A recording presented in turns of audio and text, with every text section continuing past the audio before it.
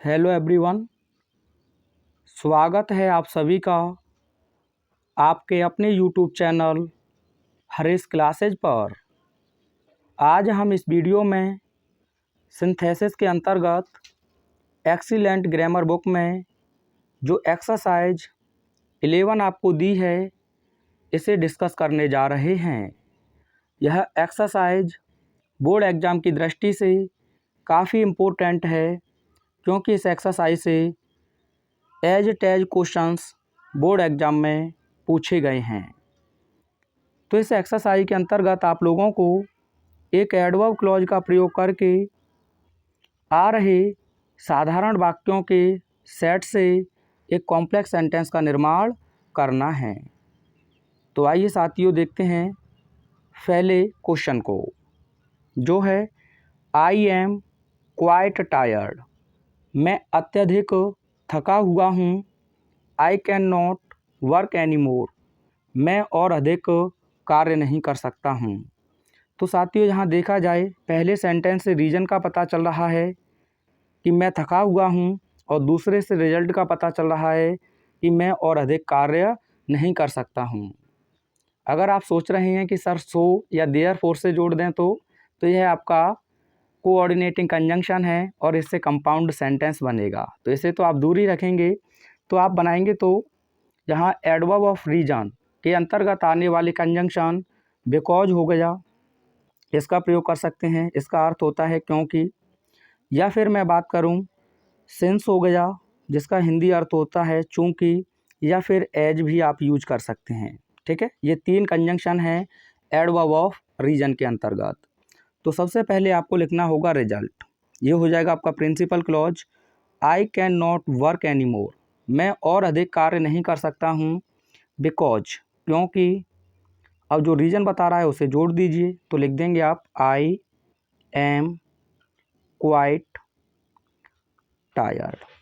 बताइए कोई दिक्कत हो तो। और सिंपल तरीका मैं बताता हूँ आप लोगों को। जब आपको पहले सेंटेंस में एडवर्ब क्वाइट हो गया, वेरी हो गया, एक्सट्रीमली हो गया, ठीक है, ये देखने को मिले, और दूसरे वाक्य में कैन नॉट हो गया या फिर कुड नॉट हो गया, ये आपको देखने को मिले, तो आप एडवर्ब ऑफ रिजल्ट के अंतर्गत आने वाले कंजंक्शन का प्रयोग कर सकते हैं, जो है आपका सो डॉट डॉट दैट। तो आपको करना क्या है, क्वाइट हो, वेरी हो, एक्सट्रीमली हो, इनकी जगह पर लिखना है सो। अगर पहले से ही सो लिखा है तो वो लिखा रहने दें, और फुल स्टॉप की जगह पर आप लिख देंगे दैट। तो ये हो जाएगा आपका कॉम्प्लेक्स सेंटेंस। तो कैसे लिखेंगे आप, आई एम, अब यहाँ क्वाइट की जगह पर आप लिख देंगे शो, आगे लिख देंगे टायर्ड, यहाँ आप कंजंक्शन दैट का प्रयोग करेंगे। उसके बाद आप लिखेंगे आई कैन नॉट वर्क एनी मोर। ये हो गया आपका कॉम्प्लेक्स सेंटेंस। अब आप सोच रहे होंगे सर अभी तो आपने सो का मना किया था। सो का इसलिए मना किया था, अगर आप केवल सो का प्रयोग करेंगे तो आपका कोऑर्डिनेटिंग कंजंक्शन है, फैन वॉइस से आपने याद किया होगा, लेकिन यहाँ सो के साथ यूज हुआ है हमारा दैट, जो एडवर्ब ऑफ रिजल्ट है।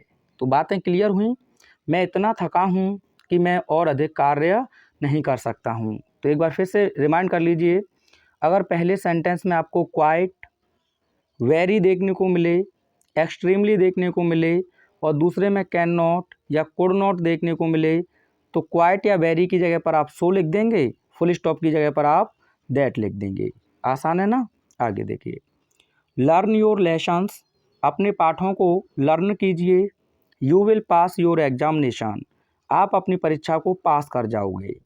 तो साथियों, जब पहला सेंटेंस आपका इम्परेटिव है और दूसरे सेंटेंस में विल या शैल का प्रयोग हुआ है, तो यह कंडीशन बताएगा, और कंडीशनल कंजंक्शन आप इफ़ का यूज कर सकते हैं या फिर अनलेस का प्रयोग कर सकते हैं। लेकिन ध्यान रखें, अनलेस अपने आप में एक नेगेटिव कंजंक्शन है, तो इसीलिए जब आप सबसे पहले इफ़ लिखेंगे तो ये ज़्यादा बेहतर है, इफ़, और उसके बाद आपको सब्जेक्ट लिखना है। तो सब्जेक्ट यहाँ इम्परेटिव सेंटेंस में यू हिडन रहता है, तो आपको लिखना होगा यहाँ यू, आगे आप लिख देंगे learn, learn your lessons, your lessons, यहाँ आप लगा देंगे कॉमा, और आगे जोड़ देंगे you will pass your examination, पूरा लिख दें। ठीक है भाई। यदि आप अपने पाठों को लर्न करेंगे और उसके बाद कॉमा लगाकर लिखेंगे you will pass your examination, तो आप अपनी परीक्षा को पास कर जाओगे। अब एक चीज़ ध्यान रखेंगे आप, इफ़ क्लॉज में या अनलेस क्लॉज में कभी भी आपको विल या शैल का प्रयोग नहीं करना है। ये क्वेश्चन बोर्ड एग्जाम में पूछा गया है। इफ़ क्लॉज और अनलेस क्लॉज आपको प्रेजेंट इंडेफिनिट में रखना है और दूसरे को आप फ्यूचर इंडेफिनिट में रखेंगे। आगे देखिए, रश्मि स्टडीज रेगुलरली, रश्मि नियमित अध्ययन करती है। सी मस्ट पास, उसे अवश्य ही पास होना चाहिए। तो यहाँ भी रीजन रिजल्ट है। आप कैसे कहोगे, रश्मि को अवश्य ही पास होना चाहिए क्योंकि वह नियमित अध्ययन करती है। तो सबसे पहले आप इसी को प्रिंसिपल क्लॉज बनाएंगे, लेकिन यहाँ आपको छोटी सी बात ध्यान रखनी है, पहले आप सी की जगह पर नाउन रश्मि लिखेंगे। तो यहाँ मैं लिख देता हूँ रश्मि, उसके बाद मस्ट पास, रश्मि को अवश्य ही पास होना चाहिए बिकॉज, क्योंकि। अब आप लिखेंगे सी स्टडीज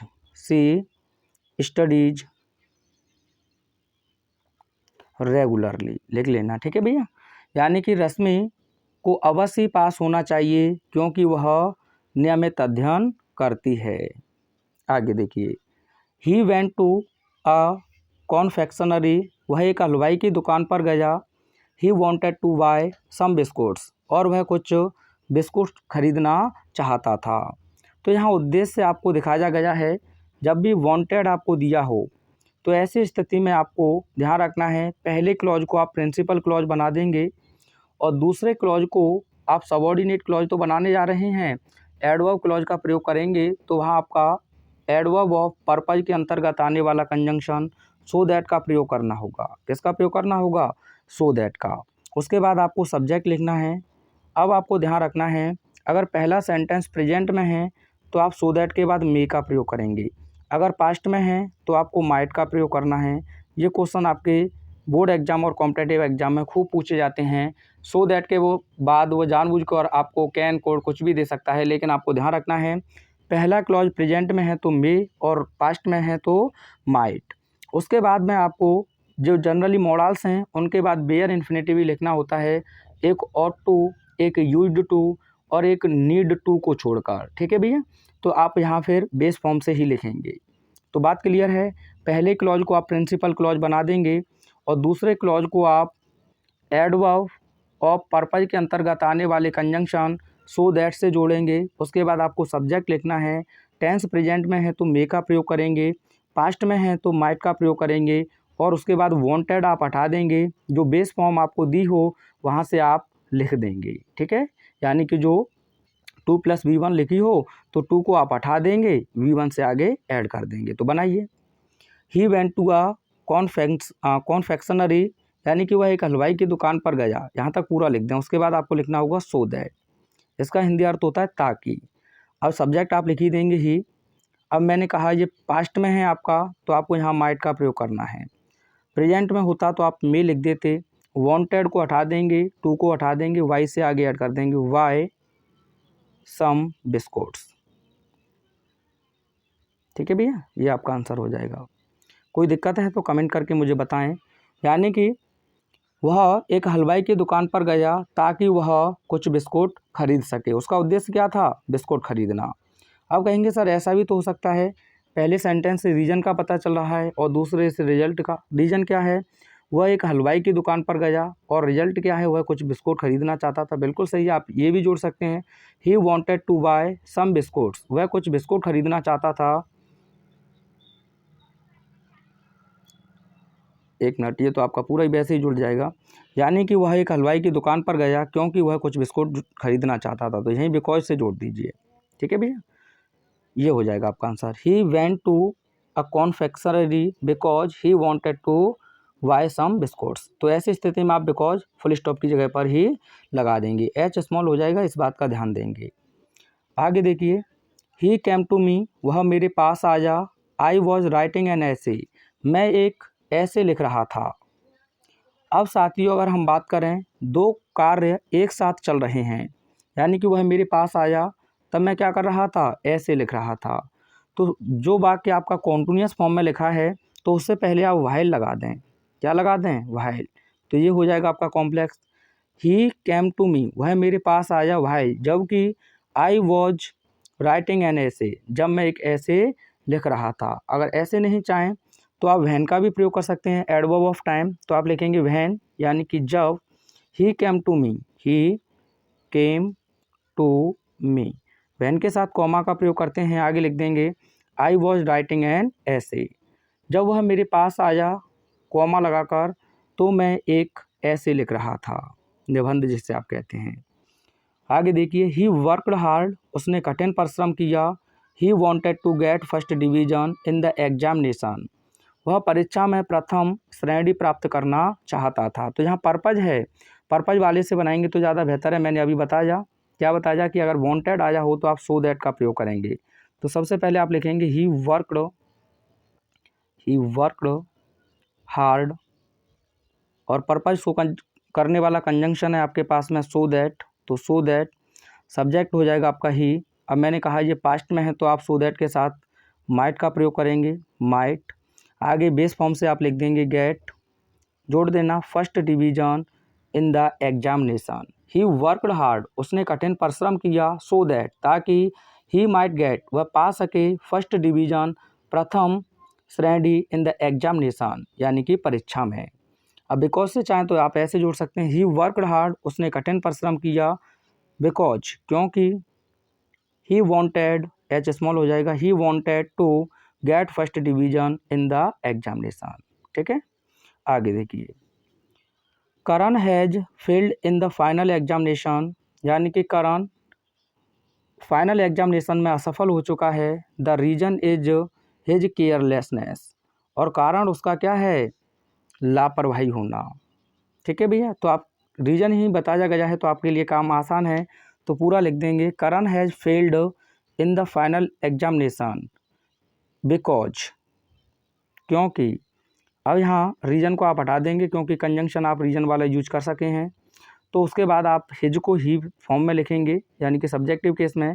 उसके बाद टेंस आपका प्रेजेंट में है तो यहाँ हेल्पिंग वर्ब आपको लिखनी होगी इज, और यहाँ रह जाएगा आपका केयरलेस। क्या रह जाएगा, केयरलेस, केयरलेस ही लिखना। ठीक है भैया, एस NESS को हटा देना। यानी कि करण फाइनल परीक्षा में असफल हो चुका है क्योंकि वह लापरवाह है। ठीक है, ये हो जाएगा कॉम्प्लेक्स सेंटेंस। आगे देखिए, वी वॉन्ट टू स्टडी, हम अध्ययन करना चाहते हैं। We aspire to get a job, get a good job, क्योंकि हमारी इच्छा क्या है, एक अच्छी जॉब प्राप्त करने की। तो यहाँ भी उद्देश्य ही बताया गया है, तो आप उद्देश्य वाले कंजंक्शन को प्रयोग करेंगे। वी वॉन्ट टू स्टडी, हम अध्ययन करना चाहते हैं, सो दैट, ताकि। आगे आप लिखेंगे वी, अब ये प्रेजेंट में है तो आप मे का प्रयोग कर देंगे, we may get a good job. तो आप चाहें तो ऐसे बना सकते हैं, हम अध्ययन करना चाहते हैं ताकि हम एक अच्छी जॉब प्राप्त कर सकें। नहीं तो बिकॉज से भी आप जोड़ सकते हैं, हम अध्ययन करना चाहते हैं बिकॉज, क्योंकि we aspire to get a good job, ये भी आपका सही होगा। ठीक है भैया, आगे देखिए, ही वॉज इल, वह बीमार था। He could not attend the function, वह फंक्शन को अटेंड ना कर सका। तो रीज़न क्या है, उसका बीमार होना, और परिणाम क्या है, फंक्शन को अटेंड ना करना। तो रिजल्ट को ही आप सबसे पहले प्रिंसिपल क्लॉज बना दें, he could not attend the function, उसके बाद रीजन वाले कंजंक्शन से जोड़ दें तो बिकॉज, आगे आप रीजन लिख दें, ही वॉज इल, ये हो गया आपका आंसर। वह फंक्शन अटेंड ना कर सका क्योंकि वह बीमार था। आगे देखिए, ही इज़ वेरी पुअर, वह बहुत गरीब है। He can not buy a car, वह एक कार नहीं खरीद सकता है। तो साथियों, पहले में आपको वेरी देखने को मिला है एडवर्ब, और दूसरे में कैन नॉट। तो मैंने बताया आपको कि जब आप कॉम्प्लेक्स सेंटेंस बनाएं तो पहले सेंटेंस में वेरी, क्वाइट, एक्सट्रीमली, सो ये देखने को मिलें, तो इनकी जगह पर आपको सो एडवर्ब का प्रयोग करना है, फुल स्टॉप की जगह पर दैट। तो आप क्या लिखेंगे, ही इज वेरी की जगह पर आप लिख देंगे शो, आगे हो जाएगा पुअर, फुल स्टॉप की जगह पर आप लिख देंगे दैट, आगे पूरा जोड़ दें, he can not buy a car. ठीक है भैया, यानी कि वह इतना गरीब है कि वह एक कार नहीं खरीद सकता है। दूसरे प्रकार से अगर आप चाहें तो इसे ऐसे भी लिख सकते हैं, मैंने बताया he can not buy a car, वह एक कार नहीं खरीद सकता है। रीज़न क्या है, बिकॉज, क्योंकि, आगे आप लिख देंगे he is very poor, he is very poor, ये हो जाएगा। ठीक है, आगे देखिए, ही वर्कड हार्ड, उसने कठिन परिश्रम किया। ही वॉन्टेड टू पास, वह पास होना चाहता था, उसका उद्देश्य क्या है, पास होना। तो सो दैट से आप आसानी से जोड़ सकते हैं, ही वर्कड हार्ड, उसने कठिन परिश्रम किया, सो दैट, ताकि, सब्जेक्ट हो जाएगा आपका ही, आगे आप लिखेंगे टेंस पास्ट में है तो माइट, आगे आप लिख देंगे पास, उसने कठिन परिश्रम किया ताकि वह पास हो सके। दूसरे प्रकार से आप ऐसे भी लिख सकते हैं, ही वॉन्टेड टू पास, वह पास होना चाहता था, नहीं, मैंने सीधा ही जोड़ना है आपको, ही वर्कड हार्ड, उसने कठिन परिश्रम किया, बिकॉज, क्योंकि, ही वॉन्टेड टू पास, वह पास होना चाहता था। ठीक है, आगे देखिए, वॉक केयरफुली, सावधानी पूर्वक चलिए, यू मे फॉल डाउन, आप नीचे गिर सकते हो। तो साथियों, जब भी आपको चेतावनी दी जाए, वॉक केयरफुली, वर्क हार्ड, ठीक है, वो तो आपको ऐसी जगह पर एक कंजंक्शन है जो है लेस्ट, इसे यूज करना है। पहले आप इम्परेटिव सेंटेंस लिख देंगे, उसके बाद आप लेस्ट लिखेंगे, उसके बाद आपको सब्जेक्ट लिखना है। ठीक है भैया, ये पर्पज को ही शो करता है, लेकिन नेगेटिव कंजंक्शन है। उसके बाद आपको ध्यान रखना है, लेस्ट के साथ में आपको शुड का प्रयोग करना है। किसका प्रयोग करना है, शुड का। वो जानबूझकर आपको मे या माइट देगा, लेकिन शुड का प्रयोग करना है। उसके बाद आपको बेस फॉर्म ही लिखना होता है शुड के साथ। गलती से भी नॉट का प्रयोग ना करें, क्यों, क्योंकि लेस्ट का मतलब ही होता है कहीं ऐसा ना हो, ये पेपर में खूब पूछा गया है। ठीक है, तो शुड का प्रयोग करना, ये आपका 2024 से पहले 22 या 23 में क्वेश्चन भी आया हुआ है। लेस्ट के साथ उसने मे या माइट दिया था। तो सबसे पहले आप क्या लिखेंगे, वॉक केयरफुली, सावधानी पूर्वक चलिए, लेस्ट, कहीं ऐसा ना हो, यू, अब मैंने बताया आपको किसका प्रयोग करना है लेस्ट के साथ, शुड का, तो शुड फॉल डाउन, कहीं ऐसा ना हो कि आप नीचे गिर जाएं। कोई दिक्कत तो नहीं है, वॉक केयरफुली, सावधानी पूर्वक चलिए, लेस्ट यू शुड फॉल डाउन, कहीं ऐसा ना हो कि आप नीचे गिर जाएं। आगे देखिए, he lives at a place, वह एक ऐसे स्थान पर रहता है, नो बडी लिव्स देयर, कोई व्यक्ति वहाँ नहीं रहता है। तो यहाँ स्थान की बात कर रहा है, तो आपके लिए काम और आसान है। सबसे पहले आप लिखेंगे नो बडी लिव्स, कोई नहीं रहता है, वेयर। ठीक है, ये एडवर्ब ऑफ प्लेस है, तो नो बडी लिव्स वेयर, जहाँ कोई नहीं रहता है, ही लिव्स, और आपको एट अ प्लेस लिखने की आवश्यकता नहीं है, जहाँ कोई नहीं रहता है वहाँ वह रहता है। ठीक है भैया, आगे देखिए, ही इज़ पुअर, वह गरीब है, ही इज कंटेंटेड, वह संतुष्ट है। तो यहाँ देखा जाए तो कॉन्ट्रास्ट बताया गया है, गरीब है तो उसे दुखी होना चाहिए, लेकिन वह क्या है, संतुष्ट है। तो कॉन्ट्रास्ट बताया गया है, तो एडवर्ब ऑफ कंट्रास्ट का आप प्रयोग करेंगे। एडवर्ब ऑफ कॉन्ट्रास्ट का तो आप पहले दो या फिर ऑल दो का प्रयोग कर सकते हैं, दो या ऑल दो का प्रयोग कर सकते हैं। उसके बाद पूरे क्लॉज को आप लिख देंगे, उसके बाद आपको कॉमा लगाना है, और कॉमा ना लगाना चाहें तो आप यट लगा सकते हैं। ठीक है भैया, गलती से आपको बट का प्रयोग नहीं करना है, ये जानबूझकर पेपर में दे तो आप समझ लेना यहाँ एरर है। दो या ऑल दो के साथ या तो कॉमा लगाएंगे या यट लगाएंगे, हिंदी अर्थ होता है हालांकि या यद्यपि। ठीक है, तो यहाँ कॉन्ट्रास्ट है, तो सबसे पहले आप लिखेंगे ऑल दो, भले ही, आगे लिख देंगे ही इज पुअर, उसके बाद आपको या तो कॉमा लगा सकते हैं या फिर यट का प्रयोग कर सकते हैं। ठीक है, आगे आप लिख देंगे ही इज कंटेंटेड। ठीक, ये हो गया आपका आंसर, कोई दिक्कत तो नहीं है, भले ही वह गरीब है फिर भी वह संतुष्ट है। 2022 REE क्वेश्चन पेपर में आपसे पूछा था एक कॉम्प्लेक्स सेंटेंस से कंपाउंड सेंटेंस। तो अगर आपको ऑल दो या दो से कॉम्प्लेक्स सेंटेंस जोड़कर दिया है तो जब आप कंपाउंड सेंटेंस बनाएं तो आप ऑल दो या दो को तो हटा दें, क्या कर दें, हटा दें। कंपाउंड बनाने की बोल रहा हूँ मैं भैया, ठीक है। तो आपको क्या करना है, फिर कॉमा हो तो यट लगा देना या वट लगा देना या स्टिल लगा देना, ये आपका कंपाउंड सेंटेंस हो जाएगा। आगे देखिए, द ट्रेन हैड लेफ्ट, यानी कि ट्रेन छूट चुकी थी। दे रीच्ड द स्टेशन, यानी कि वे स्टेशन पहुँचे। तो जनरली आपको परफेक्ट में सेंटेंस नहीं देता है, पर इसने दे दिया है तो आपके लिए काम आसान है। पूछिए कैसे। आप बहुत पढ़े होंगे, डॉक्टर के आने से पहले रोगी मर चुका था, पढ़े हैं ना। तो ऐसी स्थिति में आपसे क्वेश्चन भी बोर्ड एग्जाम में खूब पूछे हैं, तो मैं यहाँ लिख देता हूँ एक बार। बिफोर कंजंक्शन और प्रीपोजिशन दोनों तरह से कार्य करता है। अगर यह एक कंजंक्शन है तो एडवर्ब ऑफ टाइम की तरह यूज होगा, इसका हिंदी अर्थ होगा पहले। तो पहले सेंटेंस को आप परफेक्ट में रखेंगे। किस में रखेंगे भैया, परफेक्ट में। तो जनरली ये पास्ट परफेक्ट में होगा तो आपको हेड के साथ थर्ड फॉर्म में रखना है। एरर पूछे गए हैं इसलिए मैं आपको बता रहा हूँ। वाद वाला आप पास्ट इंडेफिनिट में रखेंगे। किस में रखेंगे भैया, पास्ट इंडेफिनिट में। यानी कि अफर्मेटिव है तो सेकंड फॉर्म, नेगेटिव है तो डिड नॉट के साथ B1, ये आप ध्यान रखेंगे। अगर मान के चलो आप कहीं अपोजिट से बनाना चाहें तो अपोजिट भी है इसका, आफ्टर। ये भी प्रपोजिशन और कंजंक्शन दोनों तरह से कार्य करता है। इसका उल्टा हो जाता है, पहले आपको पास्ट इंडेफिनिट में रखना होगा। किस में रखना होगा, पास्ट इंडेफिनिट में।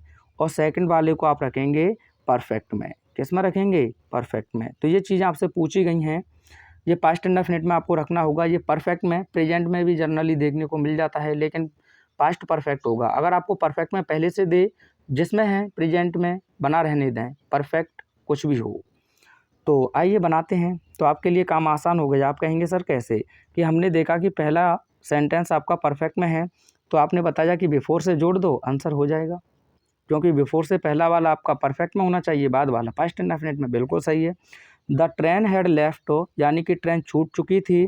Before they reached the station, उनके स्टेशन पहुंचने से पहले। हो गया ना, ठीक। आगे देखिए, वर्क हार्ड, कठिन परिश्रम करो, देन यू विल सक्सीड, तब आप सफल हो जाएंगे। तो यहाँ भी कंडीशन बताई गई है। तो कंडीशन हो तो सबसे पहले आप इफ़ का प्रयोग करेंगे, इफ़। उसके बाद सब्जेक्ट आप लिखेंगे यू, आगे आप लिखेंगे वर्क हार्ड, वर्क हार्ड। अब इफ के साथ कॉमा लगाना होता है, कॉमा लगा दें, देन को आप हटा देंगे, आगे लिखेंगे you will succeed, you will succeed. ठीक है, ये आपका आंसर हो जाएगा। यदि आप कठिन परिश्रम करोगे तो आप सफल हो जाओगे। आगे देखिए, he is a lazy boy, वह एक आलसी लड़का है। The other boys in the class are not equally lazy, class में अन्य दूसरे लड़के समान रूप से लेजी नहीं हैं। जब भी आपको इक्वली देखने को मिले, क्या देखने को मिले, इक्वली, तो ये पॉजिटिव सेंटेंस है। तो इक्वली की जगह पर आप एज या सो का प्रयोग करेंगे। किसका प्रयोग करेंगे, एज या सो का। यहाँ एडवर्ब ऑफ कंपैरिजन की बात कर रहा है। किसकी बात कर रहा है, एडवर्ब ऑफ कंपैरिजन की, जहाँ एज सो और साथ ही साथ बात करें देन, ये कंजंक्शन आते हैं। यानी कि एज डॉट डॉट एज या सो डॉट डॉट एज या फिर देन। तो यहाँ पॉजिटिव है, पॉजिटिव में आप जानते हैं हम किसका प्रयोग करेंगे, एज या सो का। तो सबसे पहले इसी क्लॉज को आप लिखेंगे, the other boys in the class are not. अब मैंने कहा जहाँ इक्वली देखने को मिले वहाँ एज या सो, तो ये नेगेटिव सेंटेंस है तो यहाँ लिख दें आप सो। उसके बाद हो जाएगा लेजी, फिर आप लिखेंगे एज। अब सब्जेक्ट में आपको क्या लेना है, केवल ही इज। एज को लिखें तो लिख दो, नहीं तो कोई दिक्कत वाली बात नहीं है। ठीक है भाई, यानी कि क्लास में अन्य दूसरे लड़के उतने आलसी नहीं हैं जितना कि वह है। कॉन्सेप्ट क्लियर है। जहाँ इक्वली देखने को मिले वहाँ आप सो या एज का प्रयोग कर देंगे, और उसके बाद जो आपको एडजेक्टिव दिया है उसके बाद फिर एज लगाएंगे, और जो सब्जेक्ट आपको दे उस सब्जेक्ट को आप मेंशन कर देंगे। आगे देखिएगा, the T is very hot, चाय बहुत गर्म है। आई कांट ड्रिंक इट, मैं इसे पी नहीं सकता हूँ। वैसे ड्रिंक नहीं, टेक ज़्यादा बेहतर रहता है, क्योंकि हम इसे टेक ही करते हैं, एक तरीके से ली जाती है। तो पहले सेंटेंस में आपको वेरी दिया है और दूसरे में उसने कैन नॉट का कॉन्ट्रैक्टल फॉर्म कांट लिख दिया है। तो मैंने बताया कि जब कॉम्प्लेक्स बनाएं तो वेरी की जगह पर सो लिख देंगे, फुल स्टॉप की जगह पर दैट। तो आंसर होगा आपका द टी, दावी नहीं होना चाहिए था अनकाउंटेबल नाउन से पहले। द टी इज, वेरी की जगह पर आप लिखेंगे सो, आगे लिख देंगे हॉट, फुल स्टॉप की जगह पर आप लगा देंगे दैट, आगे लिखेंगे आई कांट, आई कांट, वैसे टेक होना चाहिए था पर उसने ड्रिंक दिया है तो आप ड्रिंक ही लिखें, ड्रिंक इट। ये हो जाएगा आपका कॉम्प्लेक्स सेंटेंस। चाय इतनी गर्म है कि मैं इसे पी नहीं सकता हूँ। आगे देखिए, the problem was very difficult, यानी कि समस्या बहुत कठिन थी। Nobody could find out it's solution, कोई भी व्यक्ति इसका समाधान नहीं पा सका। तो साथियों ये नोबडी है ना, ये आप एक तरीके से कह सकते हैं मर्ज हुआ है, तो इसीलिए ये नेगेटिव सेंटेंस है। एवरीबडी कैन नॉट या कुड नॉट ऐसा होता है ये, ठीक है। तो इसीलिए आपको घबराने की आवश्यकता नहीं है कि भले ही वो नोबडी दे दे, नेगेटिव है, नन दे दे, नो वन दे दे, ये नेगेटिव ही हैं। तो सबसे पहले आप लिखेंगे यहाँ द प्रॉब्लम वॉज, वेरी की जगह पर आप लिख देंगे सो, आगे डिफ़िकल्ट फुल स्टॉप की जगह पर दैट, नोबडी में एन स्मॉल हो जाएगा, आप आगे लिख देंगे nobody could find out it's solution, समस्या इतनी कठिन थी कि कोई भी व्यक्ति इसका समाधान ना पा सका। वी रीच्ड द स्टेशन, हम स्टेशन पहुँचे। The train had not arrived at the station by that time, और जो ट्रेन थी वह उस समय तक स्टेशन नहीं पहुँची। तो आप ऐसे कह सकते हैं हिंदी में, जब हम स्टेशन पहुँचे तो ट्रेन स्टेशन पर नहीं पहुँची थी। या ये भी तो कह सकते हैं वी रीच द स्टेशन, हम स्टेशन पहुँचे। After the train had not arrived at the station, ठीक है। तो ऐसे भी जोड़ सकते हैं, लेकिन ज़्यादा बेहतर है आप वैन से जोड़ दें। किससे जोड़ दें? वैन से, यानी कि जब हम स्टेशन पहुँचे तो the train had not arrived at the station, तो जो ट्रेन थी वो स्टेशन पर नहीं पहुँच चुकी थी, तो वैन से ही आप जोड़ दें। When we reached at the station comma the train had not arrived at the station, by the time को आप हटा देंगे, ठीक। आगे देखिए, ही हर्ड द न्यूज, उसने खबर सुनी। ही वॉज ग्लैड, वह प्रसन्न हो गया। तो साथियों आप कैसे कहेंगे? एडवर्ब ऑफ टाइम का प्रयोग करेंगे। जब उसने खबर सुनी वह प्रसन्न हो गया, या तो आप वहन से जोड़ दें, वहन he heard the news, he heard the news, उसके बाद आप लगाएंगे comma he was glad, he was glad, यानी कि जब उसने खबर सुनी वह प्रसन्न हो गया। आप चाहें तो यहाँ वैन की जगह पर एज सून एज का भी प्रयोग कर सकते हैं। किसका प्रयोग करेंगे? एज सून एज, जैसे ही या ज्यों ही हर्ड द न्यूज, उसने खबर सुनी। एज सून एज के साथ कॉमा का प्रयोग होगा। ही वॉज ग्लैड, वह प्रसन्न हो गया। अब साथियों एज सून एज के साथ वो आपको कॉम्पिटेटिव एग्जाम में THEN ये दे दे या THAN ये दे दे, तो आपको दोनों हटा देने हैं। क्यों? ये एडवर्ब ऑफ टाइम ही है, लेकिन एज सून एज के साथ कॉमा लगाते हैं। ये एडवर्ब ऑफ कंपैरिजन कंजंक्शन है देन, ठीक है। तो ये कंपैरिजन करता है। आप कहेंगे सर देन का फ्रेज यूज किसके साथ करते हैं? ये पेपर में पूछा गया है, तो नो सूनर के साथ। किसके साथ? नो सूनर के साथ। ऐसे भी इसे बना सकते हैं नो सूनर। अब इन्वर्जन होगा तो आपको लिखना होगा डिड, आगे आप लिखेंगे ही हर्ड, हर्ड का क्या हो जाएगा? हियर हो जाएगा। No sooner did he, did है ये, did he hear the news, उसके बाद आपको नो सूनर के साथ देन का प्रयोग करना है, THAN, ये ध्यान रखें। और उसके बाद लिखते हैं he was glad, he was glad, ठीक है। तो नो सूनर के साथ THAN comparison conjunction, as soon as के साथ कॉमा।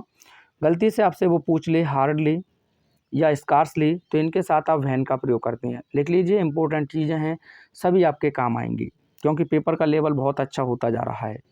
ही राइट्स इट, वह इसे लिखता है। Do right it in the same way, आप भी इसे उसी प्रकार से लिखिए। तो साथियों जब भी इन द सेम वे आए तो आपको तरीका बताने के लिए एज कंजंक्शन का प्रयोग करना है। इन द सेम को आप हटा देंगे, तो ये लिखेंगे आप डू इट, इसे लिखिए एज, जैसा ही राइट्स वह लिखता है, ठीक है भैया। ये आपका कॉम्प्लेक्स सेंटेंस हो जाएगा एडवर्ब ऑफ मैनर के तरीके से।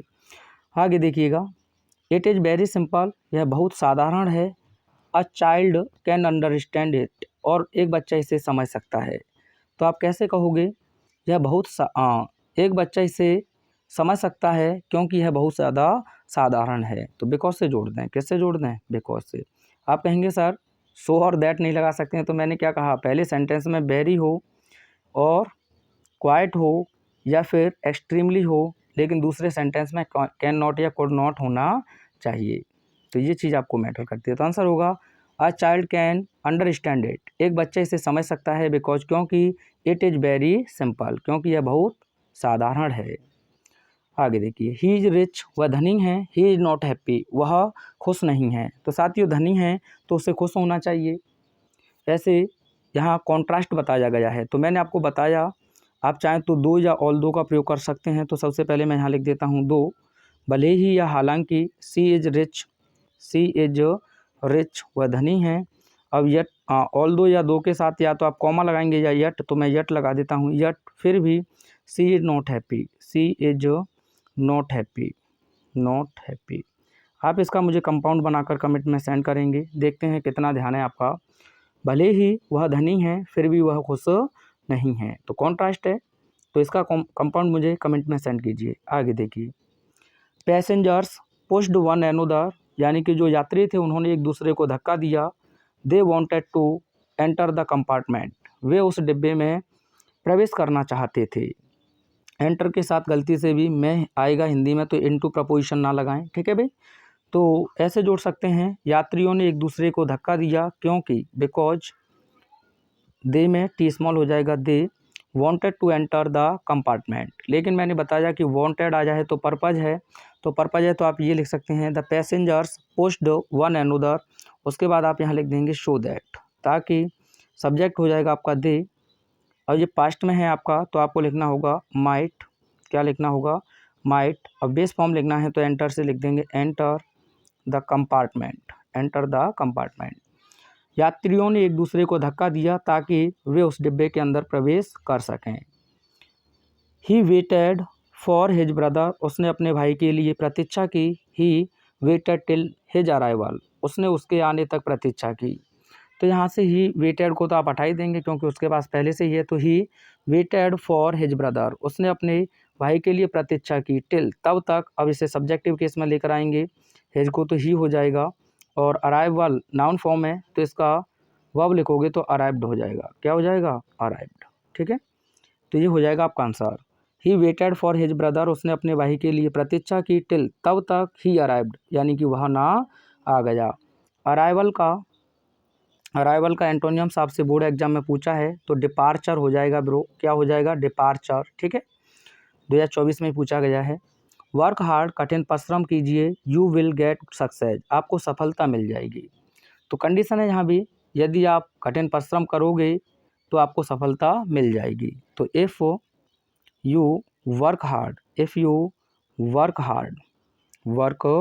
हार्ड, उसके बाद comma, you will get success, you will get success. Success अपने आप में नाउन फॉर्म है, ये ध्यान रखें। और सक्सीड अपने आप में वर्ब फॉर्म होती है।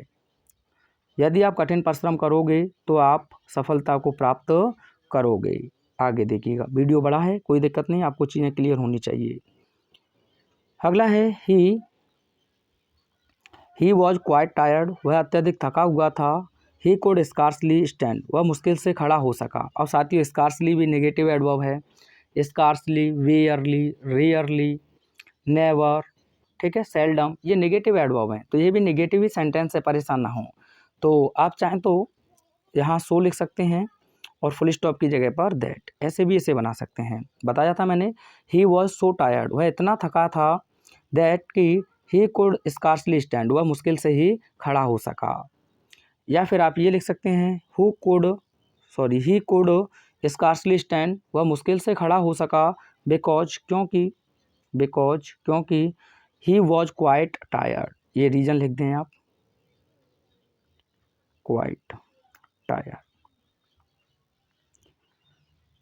आगे देखिएगा, ही वर्कड हार्ड, उसने कठिन परिश्रम किया। ही फेल्ड इन द एग्जामिनेशन, वह परीक्षा में असफल हो गया।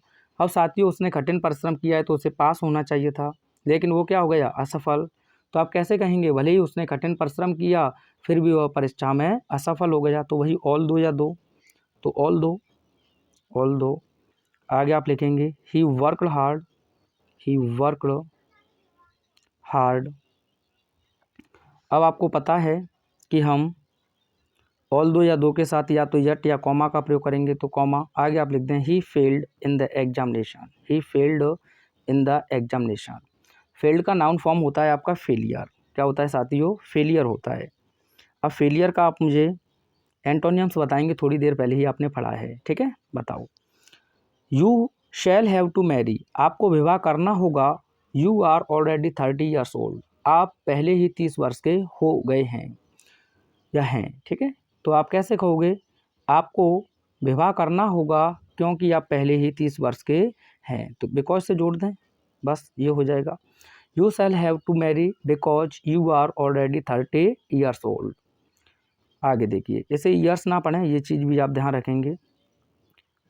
और क्योंकि इसे या तो आप ईयर्स पढ़ सकते हैं, ये प्रोनाउंसिएशन होता है, आगे मैं बताऊंगा इसका क्या महत्वपूर्ण है, या फिर ईयर्स, क्योंकि पार्ट्स ऑफ स्पीच पर जब क्लासेस चलेंगी तो एक अलग ही प्रकार को आपको इंग्लिश सीखने को मिलेगी।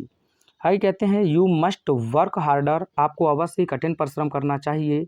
यू विल नॉट पास, आप पास नहीं होंगे। तो कहने का मतलब ये है, ये नेगेटिव सेंटेंस है आपका, यहाँ कंडीशन बताई गई है कि जब तक आप कठिन परिश्रम नहीं करोगे तो आप सफल नहीं होगे। तो आप चाहें तो यहाँ लिख सकते हैं कि अनलेस, उसके बाद यू मस्ट वर्क हार्डर, आपको कठिन परिश्रम करना चाहिए, या जब तक आप कठिन परिश्रम नहीं करोगे तो आप सिंपल लिख सकते हैं यू वर्क हार्ड। मैंने बताया अनलेस अनटिल के साथ आपको किसका प्रयोग नहीं करना है, विल या शैल का, क्योंकि सेंटेंस क्या हो जाएगा गलत, प्रेजेंट इंडेफिनिट में ही रखेंगे। और आगे लिख देंगे यू विल नॉट पास, ठीक है। जब तक आप कठिन परिश्रम नहीं करोगे, यू विल नॉट पास, आप सफल नहीं होंगे। इफ़ से चाहें तो आप इफ़ से बना सकते हैं, इफ़, लेकिन यहाँ आपको डू नॉट का प्रयोग करना होगा। If you do not, present indefinite में नेगेटिव जाएगा क्योंकि नेगेटिव अर्थ दे रहा है। वर्क हार्डर, उसके बाद आपको लगाना है कॉमा, आगे लिख देंगे यू विल नॉट पास। इस पर मैं क्वेश्चन बोर्ड एग्जाम में दिखाऊंगा, 2022 और 2024 डीवी क्वेश्चन पेपर में पूछा है।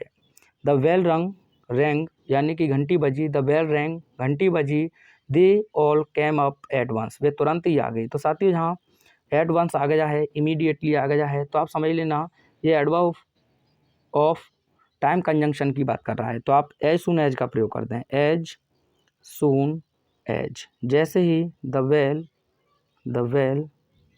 Wrong, comma, they all came up. अब आप एडवर्ब कंजंक्शन यूज कर सकें तो एट वंस को हटा देंगे। जैसे ही या ज्यों ही घंटी बजी, वे सभी लोग आ गए। अगला है ही रैन सो क्विकली, वह इतनी तेजी से दौड़ा। ही सून ओवरटुक हिज फादर, उसने जल्दी ही अपने पिता को ओवरटुक कर दिया। तो यहाँ भी देखा जाए तो आप कैसे कह सकते हैं, वह तेज दौड़ा, ये तो नहीं रहेगा, तो आप कहेंगे वह अपने पिता को जल्दी ही पीछे छोड़ दिया। इसका रीज़न क्या है, बिकॉज, क्योंकि ही रैन so quickly,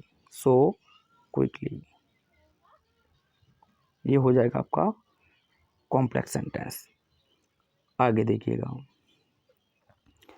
Leela is more intelligent, लीला अधिक बुद्धिमान है या होशियार है। आई एम लेस इंटेलिजेंट, और मैं कम होशियार हूँ। तो साथियों जब कंपैरेटिव हो तो पहले क्लॉज को पूरा लिख दें, उसके बाद आप देन का प्रयोग कर दें, और जो सब्जेक्ट दिया है आपको वो सब्जेक्ट लिख दें। आप चाहें तो आई एम लिख सकते हैं, नहीं तो कोई दिक्कत नहीं है आप लिखने की। लीला मुझसे अधिक होशियार है, तो यही तो कहा गया है। आगे देखिए, आई विल रिटर्न, मैं वापस आऊँगा। डू नॉट गो टिल, तब तक मत जाइएगा। तो इसी को आप लिख देंगे डू नॉट गो टिल, तब तक मत जाइएगा। आई रिटर्न, ये प्रेजेंट में रहेगा, टिल के बाद आप इसे फ्यूचर में नहीं रखेंगे। ये चीज़ मैं आपको बताते आ रहा हूँ। तो डू नॉट गो टिल, तब तक मत जाइए। आई रिटर्न, यानी कि मैं लौट कर ना आ जाऊँ।